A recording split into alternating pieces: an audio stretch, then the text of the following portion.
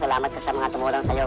Ganun, tapos i-continuous mo yung magandang hangarin mo sa buhay mo. Lolo ni Beyonce nagsalita na dahil po sa maraming kumakalat na balitan or pambabas sa kanyang anak. So, kanyang apo.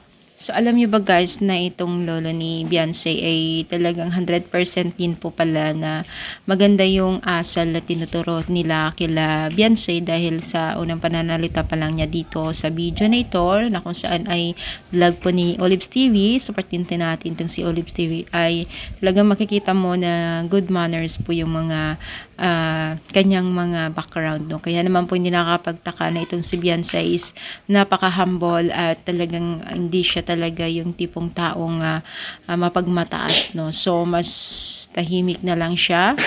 Kung hanggat kaya niya ay talagang kinikim-kim niya lahat. No? So, paalala ng kanyang lolo na marunong tumanaw sa matutong tumanaw sa kanyang pinanggalingan, no, at mga tumulong, marunong magpasalamat, which is sila Kuya Bal, at syempre unang-una yan si God, at dahil dyan ay ginawa lang instrumento itong sila Kalinga Prab at sponsor. So napakaganda po yung pagpapalaki kay Beyonce at nakikita po natin sa pananalita din ng kanyang lolo na talagang ginagaya po ni Beyonce ngayon, no. Sana nga tuloy-tuloy yung pagbigay po ng magandang asal kay Beyonce dahil napakaganda po ng kanilang tinuturo kay Beyonce. Lalo't pa man po itong si Beyonce ay nagdalaga na at going to matured na rin po siya. Sana nga tuloy-tuloy yung pagiging humble ni Beyonce at hindi na lang intindihin yung mga taong negatibo sa buhay niya. So ano masasabi niyo, comment down and please support po natin